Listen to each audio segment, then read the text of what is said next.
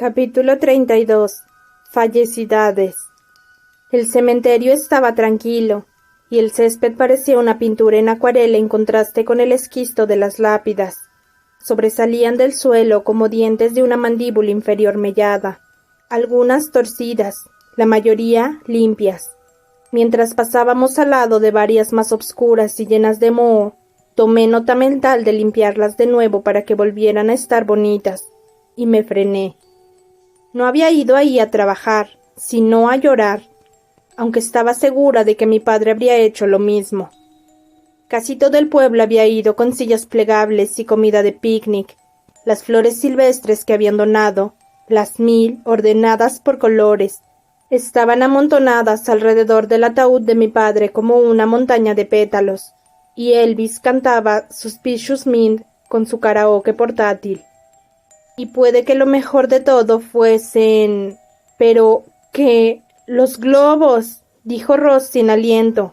¿En serio? ¿En serio pone...? No pude evitar sonreír. Sí, ¿cómo lo ves? Fiesta Sin Límites había traído y colocado la decoración para el entierro. Globos en los respaldos de las sillas y banderines colgados de los robles que decían «Fallecidades» y que no cumplas muchos más. También habían repartido gorritos de fiesta y turutas, y algunos de los niños del pueblo estaban tocando con ellas la marcha imperial, cerca de la estatua de un ángel llorando. Ross y yo nos unimos a mi familia en las primeras filas de sillas que se habían preparado, y parecía que Alice tenía migraña. «Los globos la han superado», dijo Carver con tristeza. «Casi le da un ictus, estaba hecha una furia». Mientras tanto, la pobre Alice mascullaba. «Lo mato, yo lo mato». «Al, ya está muerto». Le presenté a Rosa a mi familia. Siempre que habían venido por Navidad, ella se había marchado ya a Indiana, y por pocas horas no se habían encontrado en el aeropuerto, pero por fin se conocían. Mi madre se inclinó por encima de Alice para darle un apretón de manos a Ross. «Un placer, aunque es una pena que sea en estas circunstancias». «La acompañó en el sentimiento», respondió Ross. «¿De verdad eran necesarios los globos?», se quejó a Alice. Nicky le dio unas palmaditas en la espalda para consolarla y le preguntó a Ross cómo había ido el vuelo. Yo busqué a Ben entre los asistentes, pero no lo vi. ¿Habría vuelto a desaparecer? Esperaba que estuviera bien. Uno a uno los cuervos se posaron en un roble cercano y erizaron las plumas en silencio para protegerse del viento. Eso significaba que Ben tenía que estar por ahí, lo cual me alivió un poco.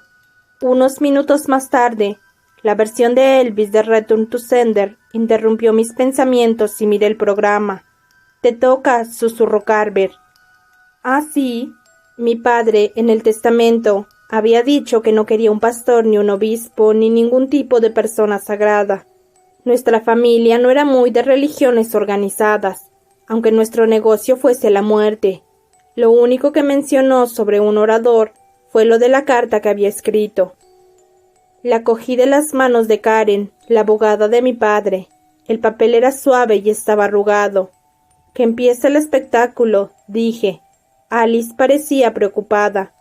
«Florence, puedo hacerlo, de verdad. No tienes por qué hacer todo esto sola». «No lo haré sola», la interrumpí con tacto, «porque quiero que vengan todos conmigo, si quieren». La tensión que le habían cogido los hombros a Alice momentos antes desapareció, y ella accedió. Carver me dio un golpe suave con el puño y asintió con un gesto sutil. Le di la mano a mi madre, ella se la dio a mi hermana, y ésta se la dio a Carver, y nos encaminamos al espacio que había delante del ataúd de mi padre. Elvis me tendió el micrófono. Yo siempre había hecho las cosas sola. Pensaba que podía arreglarlo todo yo, aunque supongo que nunca me había tocado hacerlo. Tenía una familia y tenía amigos, y tenía unos padres que me querían, y que siempre me querrían hasta el final de los tiempos, y también había gente a la que no conocía y quería conocer, como Ben, que había visto todos mis caóticos defectos y mi terquedad, y aún así quería quedarse.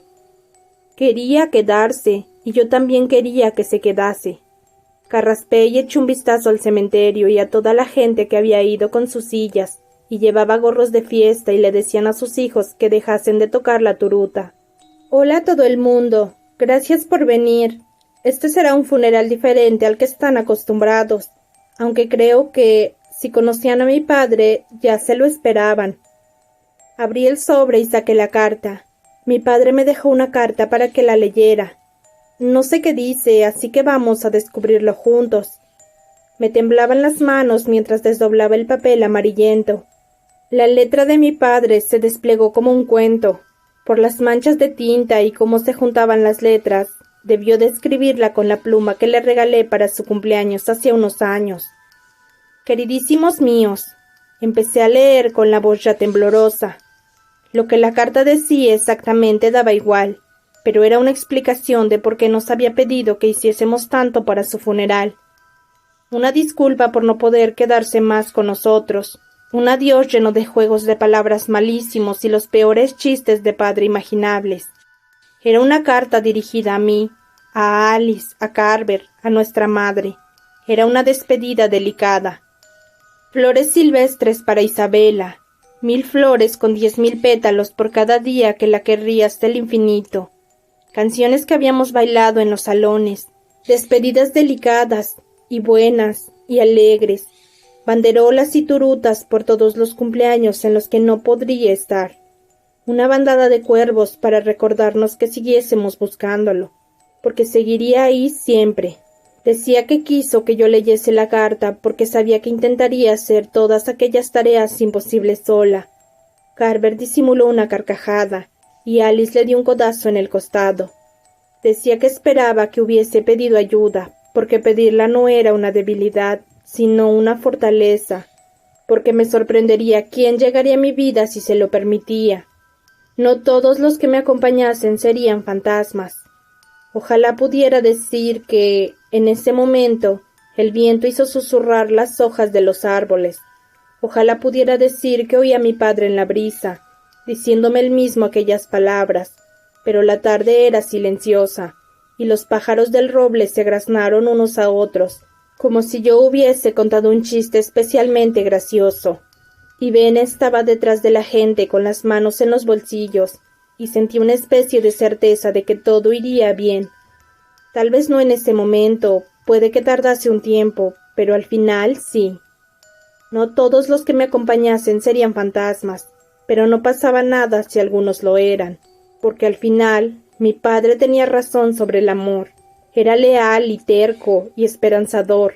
Era un hermano que te llamaba antes de un funeral para preguntarte cómo iba el último libro.